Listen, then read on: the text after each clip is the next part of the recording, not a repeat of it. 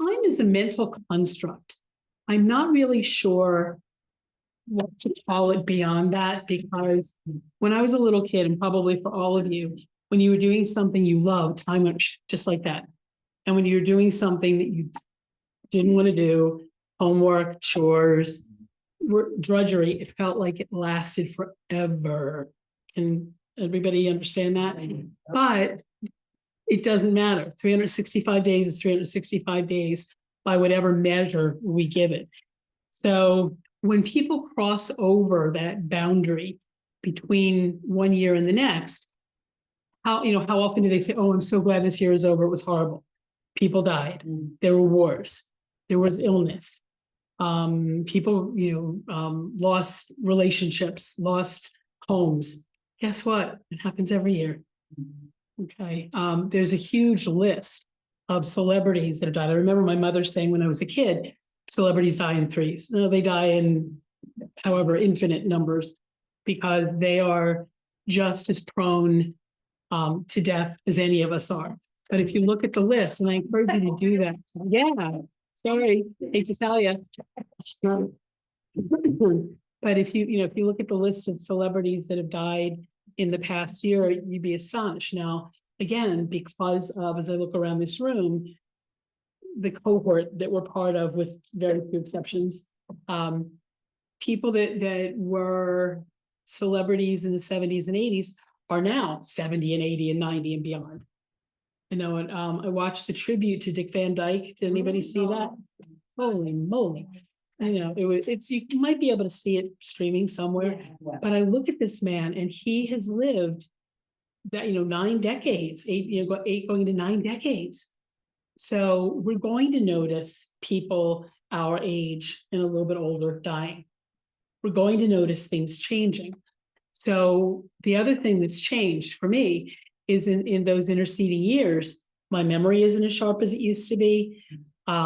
A month ago, I wouldn't have been able to stand up here and talk because I had laryngitis and bronchitis and bronchial stuff, not COVID, thank God. But, all of us are vulnerable and prone to life, however it shows up. So you think about that. There's in Buddhism, and I'm not a Buddhist, but I love some of the principles in it, the concept of 10,000 joys and 10,000 sorrows that humans are prone to. So I'd like you to take a moment, and because we're not supposed to, you guys aren't supposed to be on tape as we're talking, think about some of your joys and your sorrows in 2023. You think about the things that brought you joy, that opened your hearts, that had your soul soaring, and then some of the things that dragged you down into the pits that you thought maybe you'd never get out of.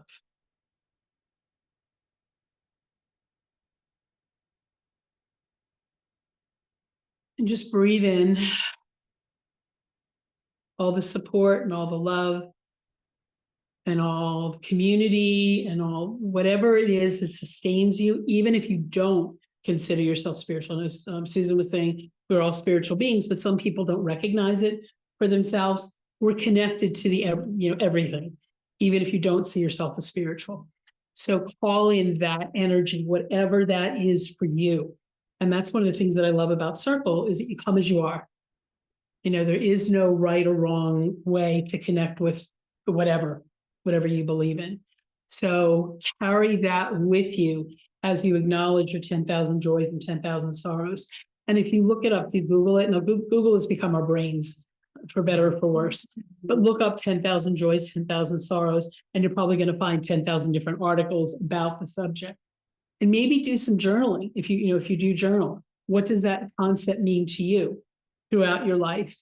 That all of us have survived everything that has ever happened in any calendar year. You know how I know that?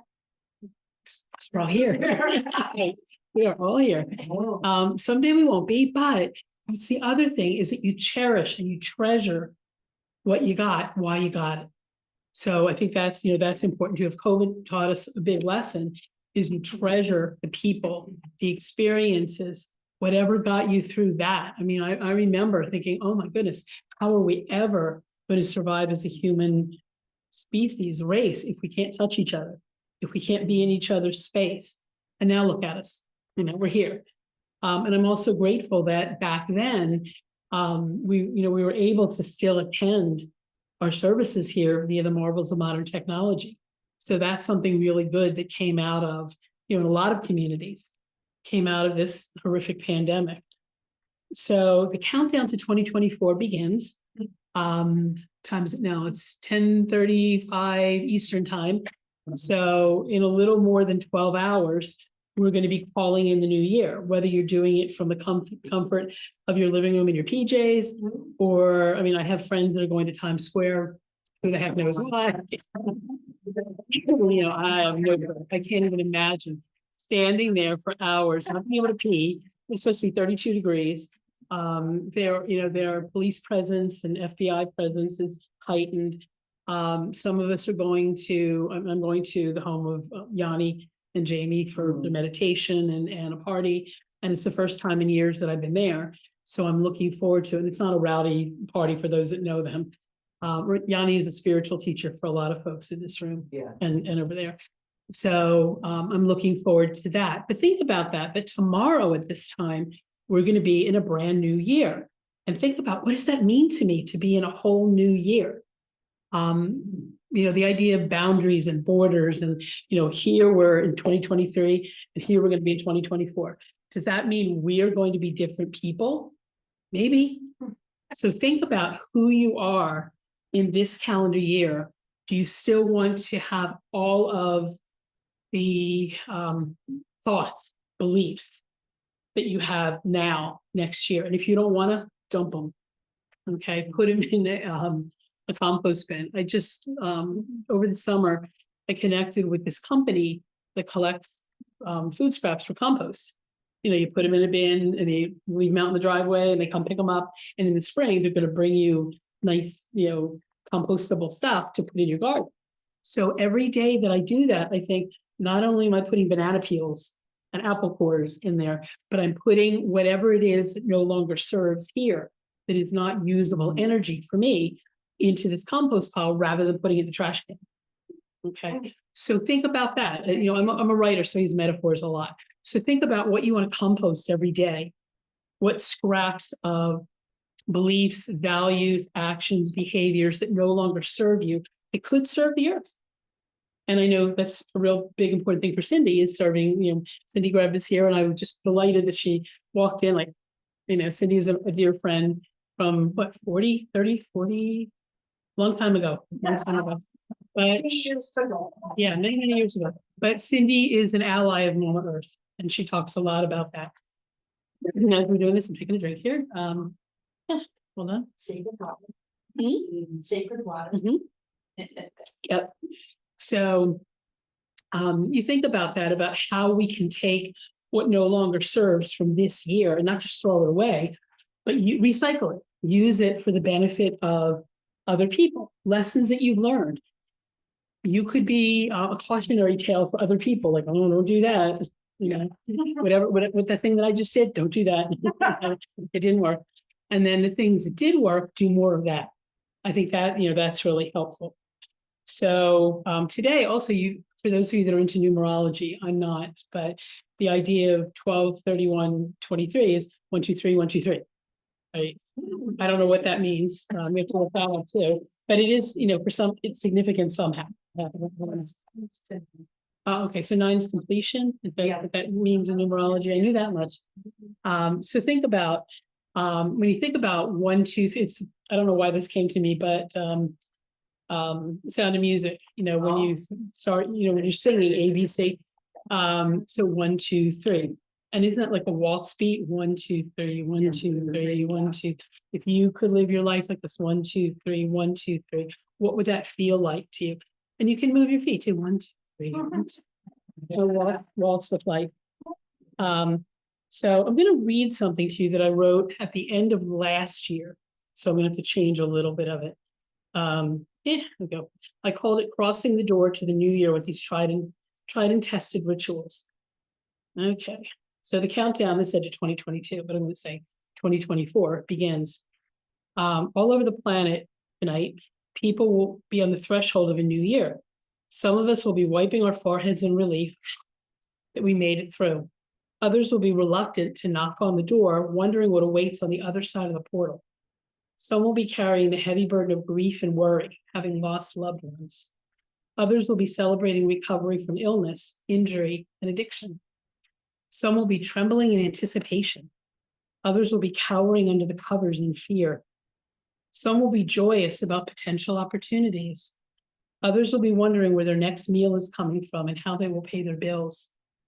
Some will be doing all they can, well, this again was back in 2022, keep 2021, keep themselves and their families safe from the marauding virus. Others will be cavalierly going about their lives, throwing caution to the wind. Some will be on the side of hate that ravages the world. Others will be on the side of love that heals it. Some will continue to treat the earth as if it is a trash can. Others will do what they can to sustain it, knowing that there is no planet B. Some will buoy people up, others will bully them down. Some will enter the world, others will take their leave. And back then, Archbishop Desmond Tutu had just died, so that was part of the article. Others who cross the threshold between this world and the next in 2023 leave their imprint as well, such as the dichotomy of life. So I'm going to explain some of the rituals that I do. One of the things I have mala beads that were given to me by a friend. My memory has shifted. So when I woke up at 4 o'clock in the morning to go to the bathroom, I said, "Oh, I really need to bring mala beads." "Oh, I'll remember it in the morning." "No, you won't." So I walked to the room, to my office where they were, and I said, "All right, here are the mala beads. These are not the original ones that I use, but for this ritual, but because of your friend gave them to me, I'm going to use them." Is anyone not familiar with what mala beads are? They're prayer beads, like, and I don't know whether rosary beads have 108 beads. Does anybody know? Any Catholics or recovering Catholics? What's that? Okay. It's 40. Okay, so there are 108 beads in a mala. So what I started doing several years ago is using them to think about people in my life that have made a difference in that year, for better or for worse. And there was one year I went around 3 times. And think about how many people whose paths you cross, even if just for an instant. I had a conversation last week that I had prayed to have that shocked me when it actually happened. I was picking up holiday, Christmas present for my daughter-in-law, and there was somebody standing next to me having a Bluetooth conversation with, turns out, his son, and he made a comment to his son that had me rolling my eyes. Now, those of you who know me know where my political proclivities lie, so I'm not going to, just in case there's anybody who doesn't agree with me with that. And I rolled my eyes, and he said to his son, "I just made a woman cringe. I'm going to hang up now and talk to her." And we had this 30-minute conversation about what I don't call politics, I call it social justice. And, everything he said was what I needed to hear and address so I could understand why he thought the way he did. And this was not somebody with a, who at first glance by what he was wearing would tell me what his beliefs are. And we had a lot more in common than I thought. So after we stopped, we only stopped talking because his wife was homesick. He needed to finish the Christmas shopping. So we wished each other well. I said, "Can I hug you?" And he said, "Yes." And he said, "Can I take a picture of you so I can send it to my son?" So I could show him who I interrupted this phone call for. And I was wearing I had a tie-dye Be Kind sweatshirt on. So I hugged him, my purple hair, all that, and we went on our way. Half an hour later, no kidding, I was at Giant in Chalfont, and I'm about to check out. I look over and who's there? And he said, "Oh, I stopped at Costco to get potato salad, macaroni salad, and they were out of it, so I came here." And obviously this man and I were meant to connect. He lives and works locally, so I'm sure we'll run into each other again. But he's on my, he'll be on the mala when I do this ritual today. And think about that, like somebody that you open the door for, or opens the door for you, and walking into a store, they've made an impact on your life. So even if you don't have beads, you can still think about people in your life that have made a positive difference. And there are some in this room that I've known, for a lot of years, some on screen that I've known for a lot of years. So I'll put you guys on the mala too. So that's one ritual. Another one is to make a list of what you celebrate from this current year. What successes, what connections have you made? What have you overcome that you never, maybe in a million years, thought you could overcome? All of those things. What challenges have you faced? So that's another ritual. Another is, who do you now know that you didn't know when the year began? Who is in your life now? And this man is added to that list that I didn't know when the year began. We may have crossed paths somewhere. We may have seen each other and just didn't even pay attention. So think about that. What have you let go of, either willingly or kicking and screaming this year? Could be habits, could be addictions, could be fears, self-deprecation, things that you never thought you'd be able to overcome. So what have you let go of? And then change happens usually doesn't happen immediately unless it absolutely has to. I know people that have quit smoking cold turkey, or quit drinking cold turkey, or using drugs, whatever it is, whatever habitual change they needed to make, they did it just like that. Usually for us human beings, it's slower, it's more gradual. We do it because we see the benefit in it, or other people remind us of the benefit of making a positive change in our lives. So I don't like the idea of New Year's resolutions because they don't, you say, okay, I'm only going to eat XYZ for the next month. And then 2 days into it, you're back eating the way you were eating before. Or I'm going to go to the gym every day. And I belong to Planet Fitness, and I'm sure when I go tomorrow, it's going to be crowded. I go probably depending on my health, I go 4 to 5 times a week, and I've been doing it 10, 15 years, however long. It's become an aspect of my healthcare because I have COPD, because I had a heart attack, because I'm prone to respiratory conditions. I go as often as I physically can, and because I have little grandchildren that I need to keep up with. My grandson just started karate last week, and I went to he's almost 4. So watching this little guy yesterday in his gi and his, with the other little kids, and bowing, he hasn't quite gotten the bowing down yet. But he really enjoys being with other kids, and he listens really well to the teacher. I don't know whether she calls herself a sensei or an instructor, but I need to be able to keep up with him and his little sister. So going to the gym is not a one-off thing for me. It's not, oh, I'll do it next year. Think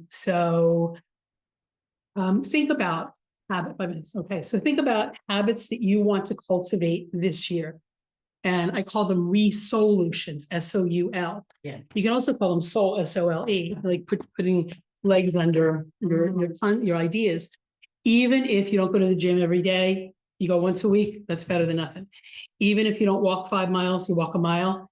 I read something this morning, if you walk a mile every day, that's 365 miles. Yeah. Okay. If you drink, water, this is very cool. This is Bubby on there. This is Yiddish for grandmother. My best friend Barb gave me this.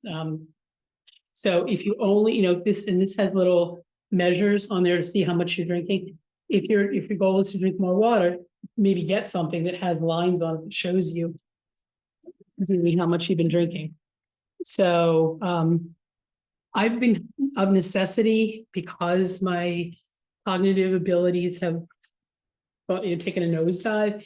I've had to be more methodical and mindful. Like when I got up to pee at 4 o'clock, go get the mala beads, make sure you put them in your purse. So I talk to myself.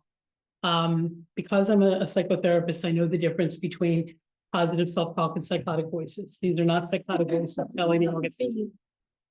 So listen to your own inner voice. Here, your gut, and anywhere you experience it. Be more methodical and mindful. When you're pouring tea, do it mindfully. Last year, my dear friend Yvonne Kay got me a tea kettle because she's British and she drinks a lot of tea, and that's her go-to thing. As soon as she gets home, she plugs in her tea kettle, So she gave me one last year, 2022. So I use it every day, and I pour myself a cup of tea, and I breathe in the steam, and and just enjoy the experience, savoring, so I encourage you to savor every day. So I'm going to read one last thing to you from this article, and it's going to connect with the meditation that we're going to do. It's called The Door to Joy. Let me just find it. Okay. Actually, you know what? I'm going to save it for the meditation because it goes with that. So I thank everybody for being here. I'm just amazed, blown away by how many people are here and there, So I'm looking forward to dancing into the new year with all of you. And may it be healthy and peaceful. And may all of us add our energy, whether through prayer, Reiki, meditation, intention, add to the peace in the world, because boy, do we need it. So thank you.